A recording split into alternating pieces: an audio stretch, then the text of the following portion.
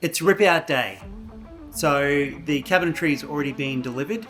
So we had to leave a space in the garage for the cabinetry to live there just for a couple of days from when they dropped it off to when they're actually going to start doing the install. So Stevie has finished with the check-in measure and he's happy with everything. And so today is rip out day. And so what that's going to mean is that I've got to empty out everything that's in the walk-in robe, and that'll free up the space for Stevie to come through and basically just do all the demolition. That should only take him a couple of hours, and then that means that we'll be ready to go next week when we're about to do the install.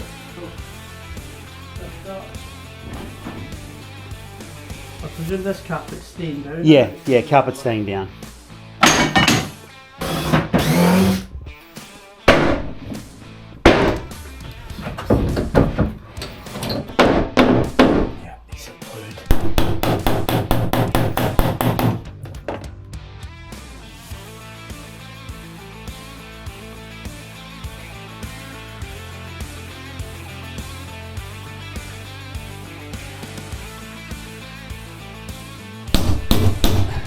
So how long does it normally take you to do like a wardrobe installation? What's the... Oh, they're all so different. A walk-in, something like this when it's fully backed is a couple of days, especially with the lights and all that. If it didn't have backs or lights, it was just a basic. You can do it in 5 hours, 6 hours. But again, it's, you know, the biggest time consumer is like all individual shelving. Yeah. So Stevie told me that with our particular job, it's probably going to take 3.5 days to get it done. So he'll start on Monday, and then he should finish sometime on Wednesday or Thursday at the latest. So yeah, I was under the impression it was going to take 2 days, but from what Stevie was telling me, there's a lot of work that he's got to do in the prep side of things first before they actually get in and sort of start cutting boards and getting everything to fit to shape and building the wardrobe.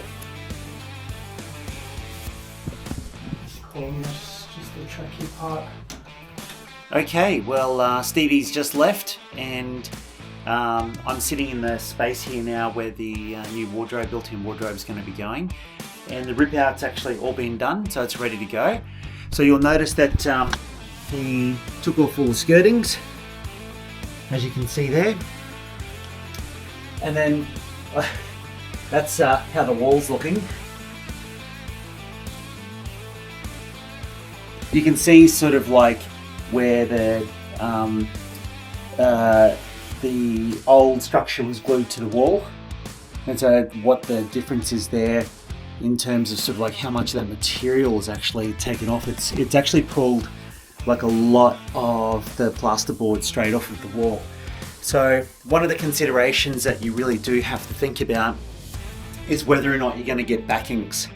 So we opted to go with backings because we felt like it's going to look nicer. It does cost a little bit more, but at the same time it'll go straight over sort of like all of these plasterboard defects, and we don't have to worry about getting a plasterer in to sort of fix that up. So for us it was a no-brainer to go that way. So it's all done now, all ready, all demoed. Space is all nicely cleaned up, and pretty much come Monday morning Stevie will be here nice and early, and then we'll crack on into it and we'll get it done.